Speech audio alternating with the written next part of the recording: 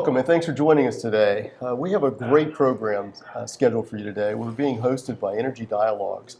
This is another episode of Energy Perspectives, and I'm joined today by two fantastic gentlemen, really energy leaders in the United States of America and around the world.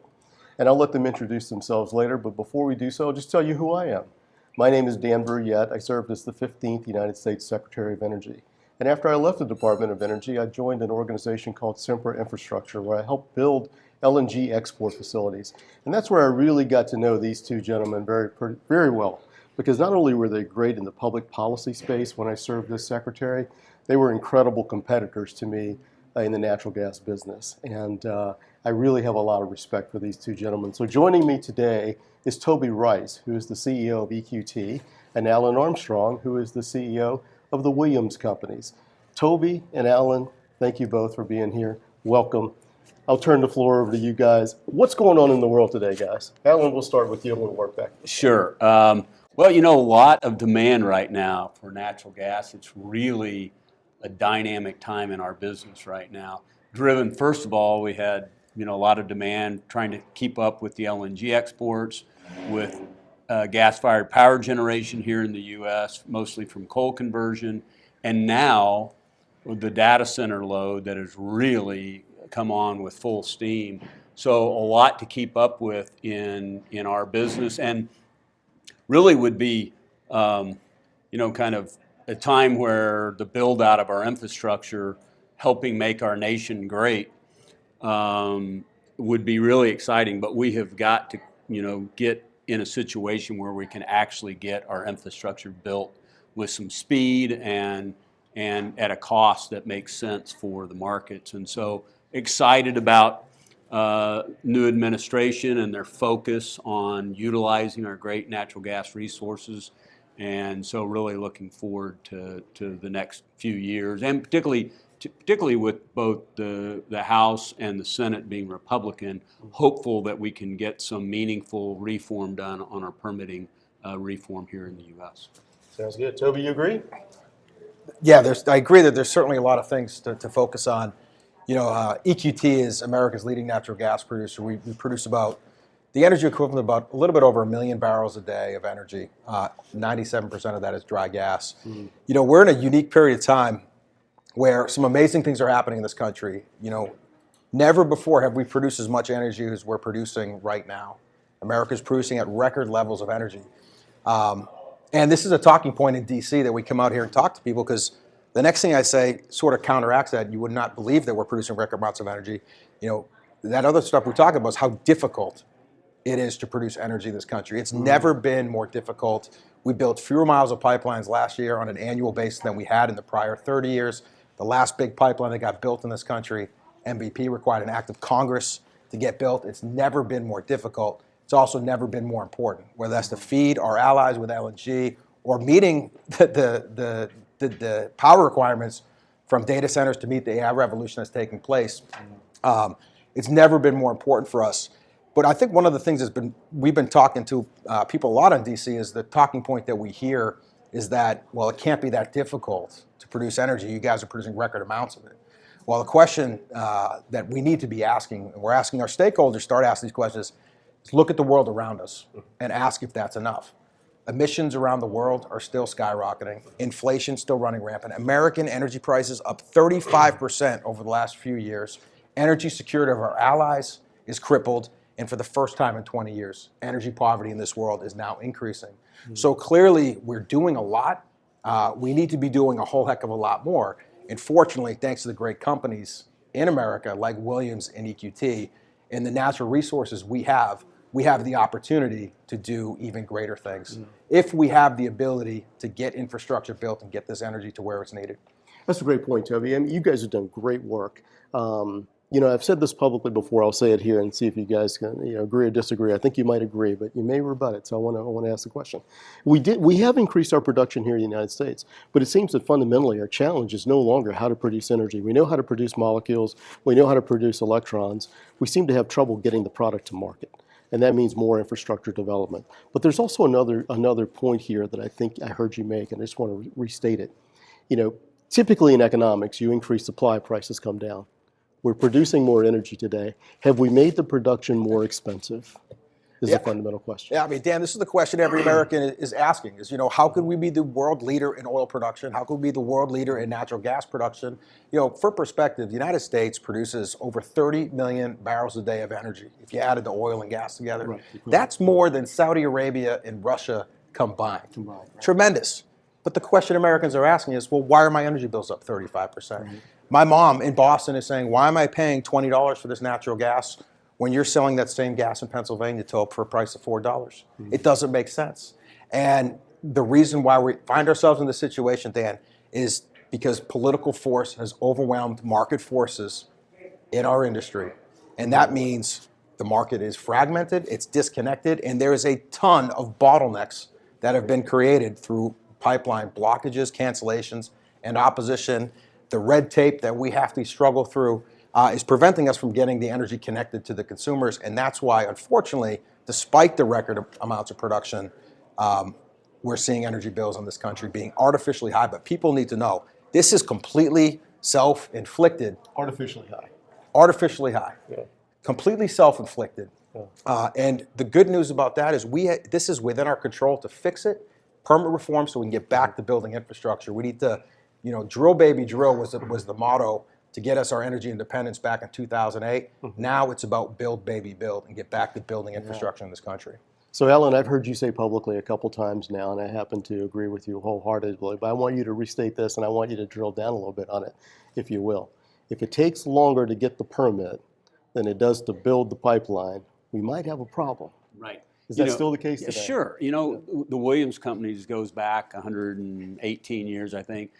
2 pipelines that Williams built during the war for World War II to get oil from Texas into the markets in New York Harbor so that we could support the war effort.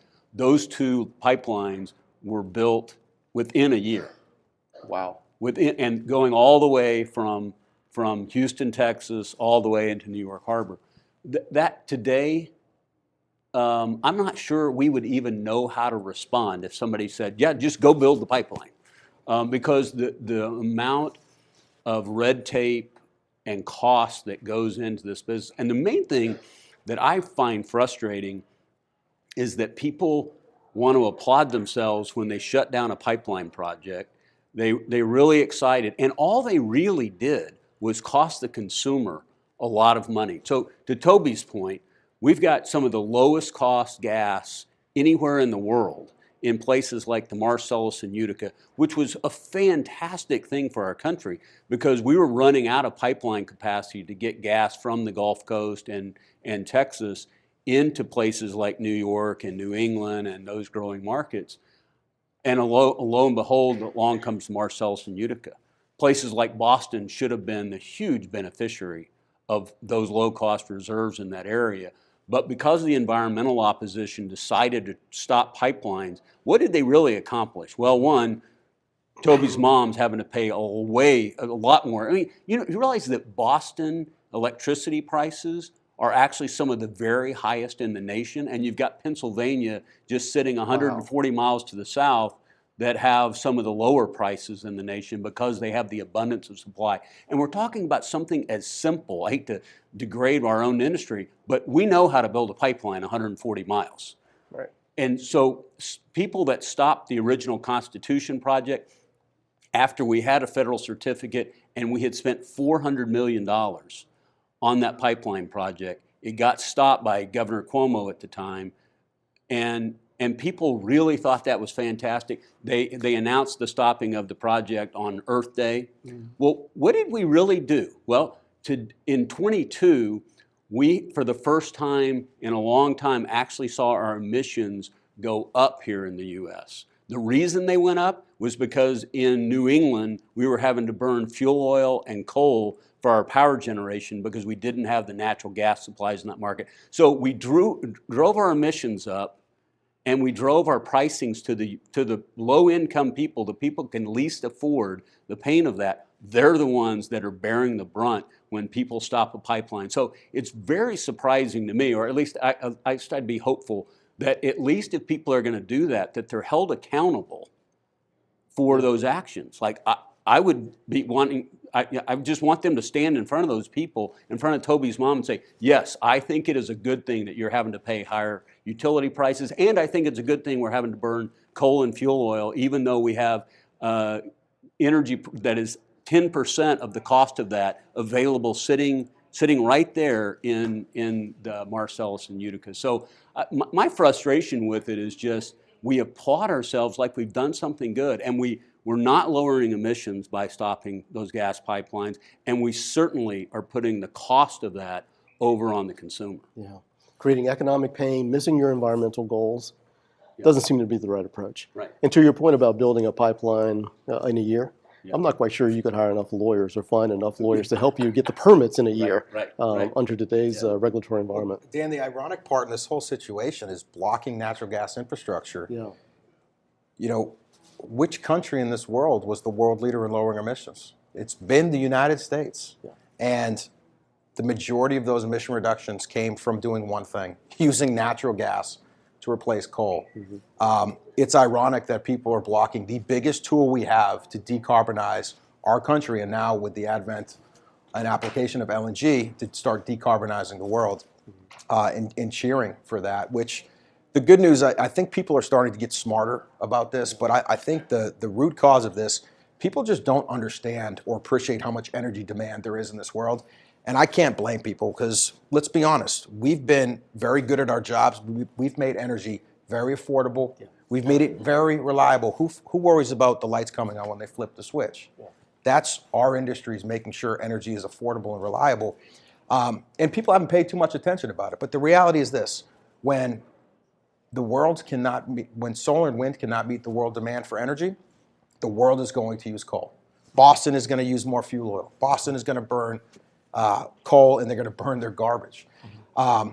And just to give you perspective, solar and wind's inability to meet the world demand for energy has caused coal emissions just in the last 12 months to increase over 500 million tons. Yeah. And to put that into perspective, that amount of emissions increase we saw wipes out 15 years, all of the environmental benefits that we've generated by installing solar and wind here in the United States. It's a remarkable thing, but people are only going to get more intelligent about energy. They're going to start asking really important questions like, why is my energy bill up? They understand now it's bottlenecks, and there needs to be some major reform so that we can get back to letting market forces drive the cheapest, most reliable, cleanest energy to the burner tip. Great point, Toby. Reduced emissions 14% during that period that you just mentioned, and we grew the economy by 17 at the same time. Mm-hmm. So we can do both. We know how to do this. We know how to do this well in the United States with your leadership. So I'm going to ask you a hard question. My former role, U.S. Secretary of Energy, both of you are now in that position, or some other position. We'll make you king of America for a day. You're going to wave a magic wand with regard to permitting and siting. What are the top 3 things that you would tackle first? What are those things? Why don't you start that one, Alan? Sure. Well, I think, if we were, and I'm assuming this is a practical process, and we still have the democratic processes that we do today, and with those imposed limitations. First of all, we need to have our processes for permitting. I don't think any big company suggests that we want easy regulation. We just want clear, simple, and regulations that stick and aren't political. So the first thing we should do is have our NEPA process be very clear in terms of the time frame that things get built, time frames that the courts can operate, and not allow what we call handles to put on all these permitting projects. Today, the court's ability to stop these projects through the environmental opposition, they've gotten very good at that. So streamlining our permitting process is first. 2 is we ought to really think, to Toby's point, we should really think about how do we reduce emissions with things that are economic. And so natural gas, the amazing thing about the U.S. leadership in emissions reduction is we didn't do that through mandate.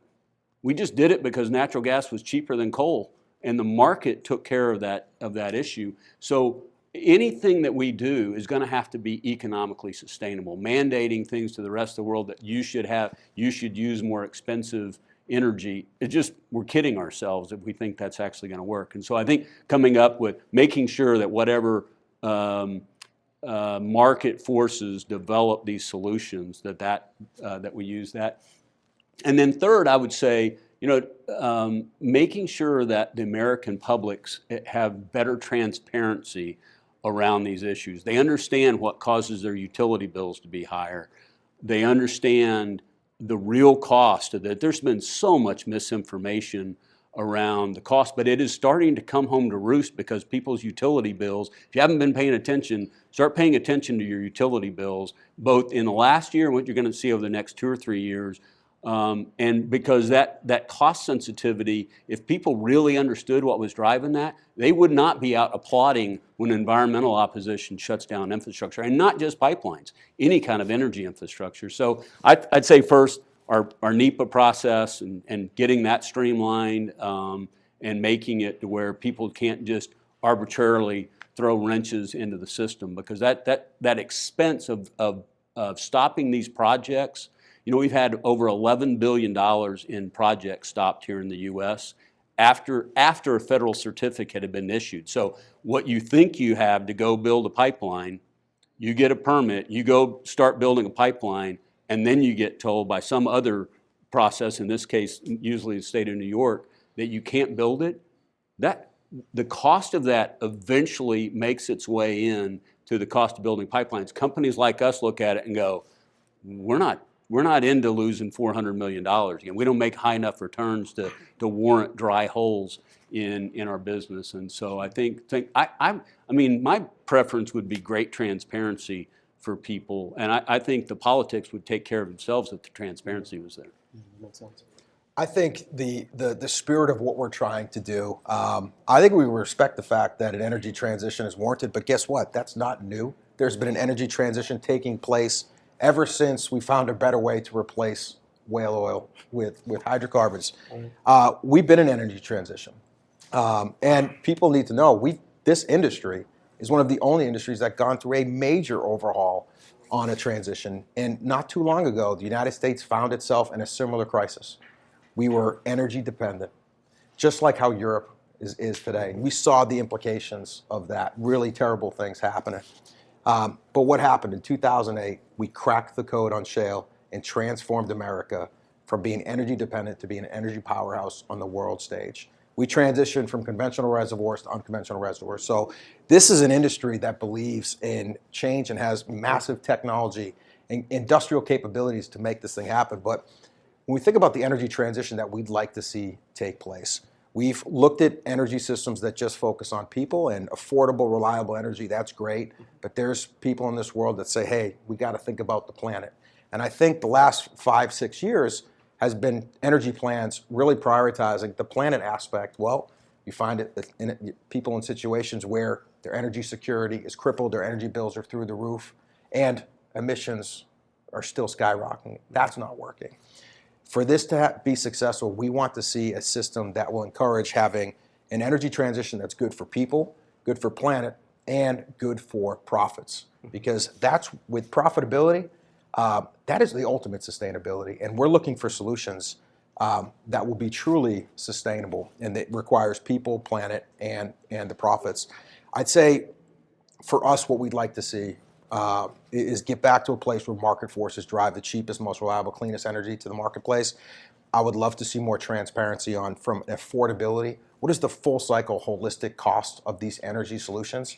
From a reliability perspective, people need to understand, I mean, especially governments, who bears the burden of energy insecurity? Ask Europe. It's their citizens. It's not just their citizens and their energy bills going through the roof. Eventually, governments will step in and subsidize those bills. So as much effort as the government spends thinking about what they're going to do to mitigate impacts of climate, they also need to be spending a similar amount of resources thinking about how to increase the reliability of their energy systems. What does that mean?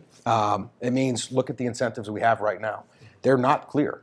And very simply, what we should be asking our leaders to do is find ways to incentivize building more industrial capacity, and building stockpiles of energy to make those systems work. And as an example of that abstract concept, when it comes to power generation, if we want to meet this AI power generation needs that's coming at us, we need to ask ourselves, what's our current industrial capacity? How much power can we generate? And let's incentivize building more industrial capacity, more power generation so that we have cushion to be able to weather any issues that come at us. And let's make sure we build up more storage for the fuel that's powering those facilities. These are some really simple concepts that I think need to be introduced into the conversation, because the reality is this, we've been complaining about the environmental opposition against our business ever since we started drilling. We drilled the first well. That's nothing new, but a lot of people look at, Alan and I and say, guys, this is Chicken Little. You guys have been complaining about this forever. It's a little bit like the boy who cried wolf. But Dan, I'll tell you, this is special. Environmentals have always been pushing back on our business, but this is the first time. This pipeline cancellation movement is the first time they've effectively shut down our ability to get energy infrastructure built. And after 8 years of this, guess what? Any excess industrial capacity we had across all types of our industrial systems has been used up. We're maxed out. And now, unfortunately, Americans are feeling the brunt of those impacts. So something we need to actually Basic work laws now of to economics. reverse. That's right. You create scarcity, prices go up. Yeah. And that's what we're seeing in the marketplace today. So if I could summarize what these two leaders have said, if they could wave that magic wand, balance. We need balance. Can't look at energy or energy policy solely through the lens of climate or climate change. We have to balance this equation. It's, yes, environmental stewardship with affordability and reliability capacity. So it's balance. And understand this, we learned this lesson by looking what happened in Europe in 2022. Without energy security, you cannot transition. That's right. And so the energy security, the affordability, the reliability of our energy systems is what gives us the ability to transition. It doesn't go the other way around. So we need to prioritize that and bring that balance in. That's right. So balance. And then what I heard Alan say was certainty, regulatory certainty. If a rule is a rule, a permit has to be a permit. It has to have certainty. You can rely on it. You can finance a project on it. You can move forward. You can get to FID and build things, which is what we need to do. And maybe the third one is let's make these decisions on economics and not just politics as we move forward. Does that accurately summarize what you're saying? At the end of the day, it's going to have to be on economics, or it's not going to be sustainable. Or it's not going to be sustainable. Good point. Thank you both for joining us today. Thank you for joining us all across the world, and thank you, importantly, for your leadership of our industry. I cannot overstate how important you two have been, not only to your industry, but to the United States of America. Thank you. Thank you. Thank you.